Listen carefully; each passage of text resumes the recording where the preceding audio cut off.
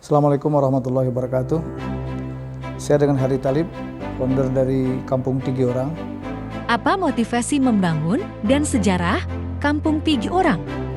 Berawal dari rasa cinta, ingin melakukan sesuatu untuk kampung. Saya sebenarnya tinggal di Bandung, dari mulai lepas SMP, kemudian SMA dan kuliah dan keluarga tinggal di Bandung.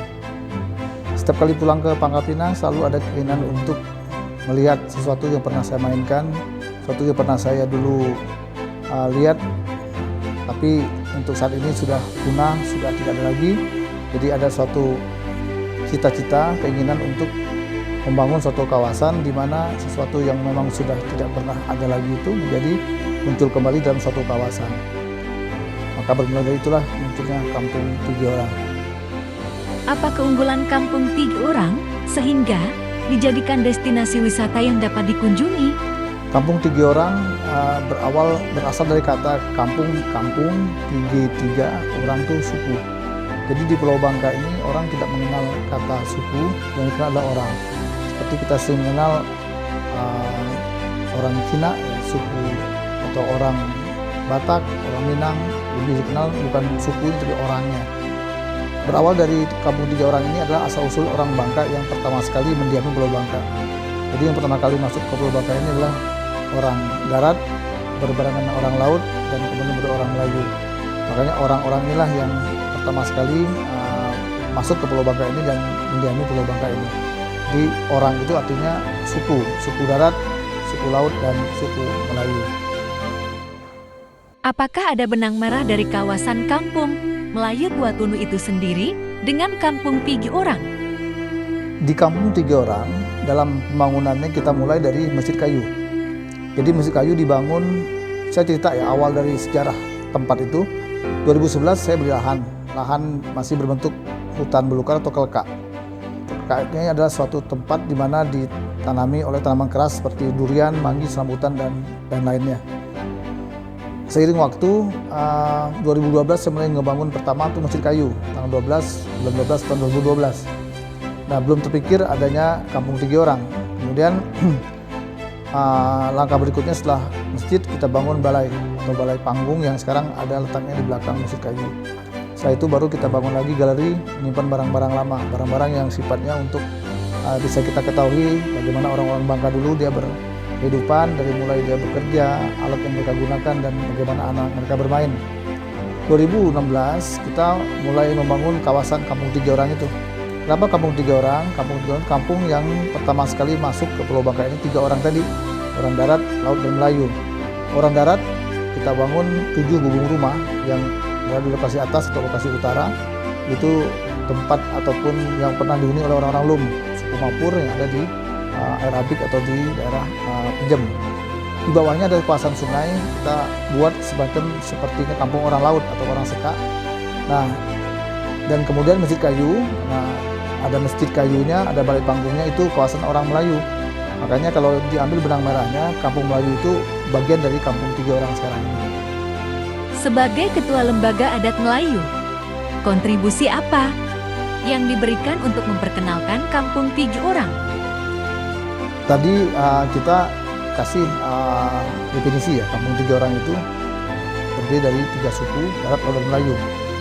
Dalam hal ini Melayu yang lebih berkembang sekarang ini karena masih ada sampai sekarang, seperti kita bisa lihat di Kampung Melayu Tua Tunu masih ada. Tapi yang kampung darat dan laut ini sekarang sudah punah. Dan kampung darat kita bisa lihat di Arabik dan Pejam itu sudah banyak rumah-rumah yang tidak ada lagi yang bermotifkan bernuansa orang Lum lagi, masih sudah banyak yang bentuk-bentuk bangunannya sudah modern. Nah, kampung orang darat, orang laut yang biasa mereka sebut orang manusia perahu yang tinggal di perahu, sekarang sudah pernah kita jumpai lagi perahu-perahu yang mereka pakai sebagai rumah tinggal mereka. Nah, jadi yang masih ada sekarang ini adalah kampung orang Melayu. Jadi yang bisa kami kembangkan ini adalah di kampung Melayunya. Makanya kami diamanahkan sebagai ketua adat lembaga Melayu Kota Pangkal Pinang. Yang bisa kita kembangkan sekarang ini adalah adat istiadat tradisi Melayunya. Nah, seperti banyak sekarang tradisi-tradisi Melayu yang masih berjalan di Kampung Melayu Tua Tunu, ada juga di kampung-kampung lainnya. Tapi sebagai Ketua Lembaga Adat Melayu Kota Pangkal Pinang, kita berharap adat istiadat itu tetap berjalan dan kita berharap juga event-event besar itu dilaksanakan di Kampung Tiga Orang ini. Di era digitalisasi seperti ini, bagaimana cara Bapak dalam mempromosikan sejarah dan budaya Kampung Tiga Orang? Ya, era digital sekarang ini sebenarnya lebih mudah untuk mempromosikan suatu tempat ya. Apalagi kita berbentuk wisata budaya, tradisi dan adat istiadat. Jadi kami berharap dengan adanya perkembangan teknologi seperti sekarang era digital ini, itu secara langsung lebih membantu kami untuk mengenalkan adat, tradisi, budaya Bangka ini melalui media IT, media-media sosial, media-media yang berkaitan dengan teknologi sekarang. Apalagi kita lihat sekarang anak-anak muda sekarang sudah nggak perlu lagi dari HP. Itu secara langsung kalau kita bikin suatu cara, kita buat semacam sistem yang baik untuk mempromosikan itu, saya pikir lewat era digital ini sangat tepat untuk kita promosikan. Apa pesan Bapak terhadap para anak muda atau para kaum milenial untuk Kampung Tiga Orang ini?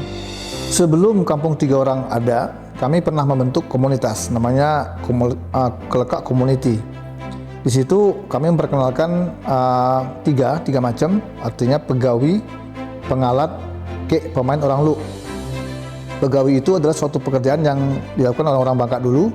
Kemudian pengalat itu alat yang mereka gunakan untuk bekerja, dan pegawi, pemain, dan pemain itu mereka bermain-main seperti apa orang dulu. Jadi kita bisa lihat orang Bangka dulu bekerja, alat yang mereka gunakan, dan bagaimana anak-anak mereka itu bermain. Nah, kami berharap generasi milenial sekarang ini tidak hanya sekedar main game, tidak hanya sekedar bermain-main suatu yang serba digital sekarang ini. Kami berharap malah suatu yang tradisional, suatu yang memang pernah dulu dimainkan oleh orang tua mereka. Kalau bisa mereka tertular juga, karena permainan-permainan tradisional itu nggak pernah memakai biaya dan tidak berbahaya, nggak ada menang kalahnya, dan lebih kepada cinta kearifan lokalnya. Kami berharap mudah-mudahan generasi milenial sekarang mencintai kebudayaan dan tradisi kampung halamannya. Bagaimana pesan Bapak kepada masyarakat luar agar mereka datang dan berwisata di Kota Pangkal Pinang? Saya lebih kepada kitanya, bukan pesan kepada mereka. Jadi bagaimana kita membuat pesan itu ke kita sendiri, bagaimana kita membuat suatu event yang berkelanjutan, event yang bisa kita jadikan sebagai pesan agar mereka datang ke sini. Nah, kami Kampung Tiga Orang siap untuk membuat event-event yang rutin, yang tahunan, yang bulanan, ataupun yang bisa event-event setiap ada kegiatan yang khusus. Ya. Nah, kalau memang kita punya seperti itu, setidaknya kita punya agenda yang rutin yang tidak hanya kita promosikan, tapi juga memberikan pesan kepada orang-orang datang ke sini. Jadi orang akan tahu bahwa untuk tahu tentang adat, tradisi, budaya Bangka itu, mereka bisa Kampung Tiga Orang.